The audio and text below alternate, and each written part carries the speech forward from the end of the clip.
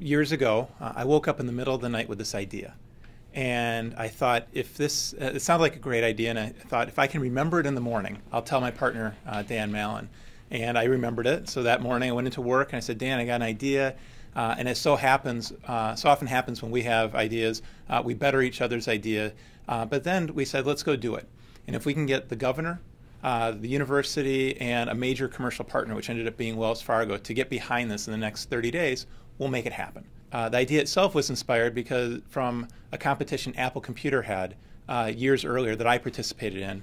I finished third in the country. I gained a lot of notoriety. I expanded my network. I developed relationships that were key to getting my first business going. We're serial entrepreneurs, so the opportunity to do something is always what we want to be doing. And Scott and I had sold a company, lived out in our management contracts, and had a little time to give back. Small businesses are what make economies and make the state, and we just wanted to further that and give opportunity.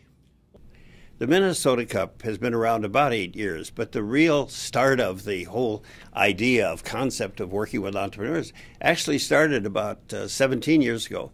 It was the middle of the 1995, I suppose, about that time, when several people came to me as the president of Riverside Bank and asked if we could help sponsor a contest for students at Carlson Business School to work on and provide for judging business plans. What really eventually happened was the fact that the students would be around for a couple of years. We didn't have the continuity in the business plan that we really needed to be successful. So we were kind of muddling along and trying to decide what it is we were going to do to make this be more effective, when along came Dan and Scott, and later on Matt, with an idea of bright idea. Let's have bright ideas that will involve the whole state and not just the students. And what's going to count here is business plans that turn into successful companies, with the idea of companies that would bring business and particularly employment to the state of Minnesota. And I think, Scott and Dan had the original breakthrough idea of taking the business plan competition outside of the university and allowing it to impact thousands of entrepreneurs. And I think we've had great leadership externally. It hasn't been just a university program. It's really been a community-led program. And I think Scott and Dan's vision when we started was that the Minnesota Cup would become the first step in launching a business in Minnesota, and it's really become that. And now the Secretary of State supports it and endorses it and encourages every business that files in Minnesota to go through this initial process to help lay out how to get started with the business, how to think through their idea, and how to get connected with the resources to make it happen. And I know President Brunix was involved from the start of the Minnesota Cup and described the program as the perfect fit with our land grant mission. And it's really great for us to be able to leverage the resources of the university, of our alumni, and the business community to help entrepreneurs. The Home Center for Entrepreneurship doesn't get enough credit for its role. John Stavig has been a partner to Dan Mallon and I from the very beginning.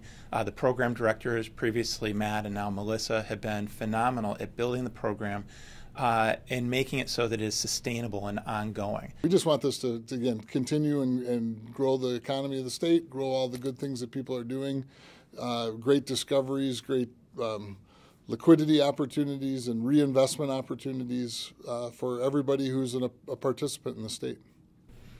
Well, I'm hopeful that as we approach our 10-year anniversary, that we'll also look at a 15 and a 20, and that it is just a permanent part of the entrepreneurial landscape. I'm hopeful that the program carries out its mission and each year plays a helping hand in helping many entrepreneurs make better business plans and create better connections to the business community and connections to other leaders that can help them.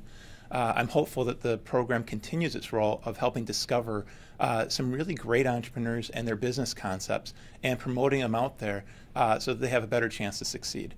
If we can keep doing that every year, then the Minnesota Cup will have been fulfilling its mission and its charter, and I'll be really proud of what we've created.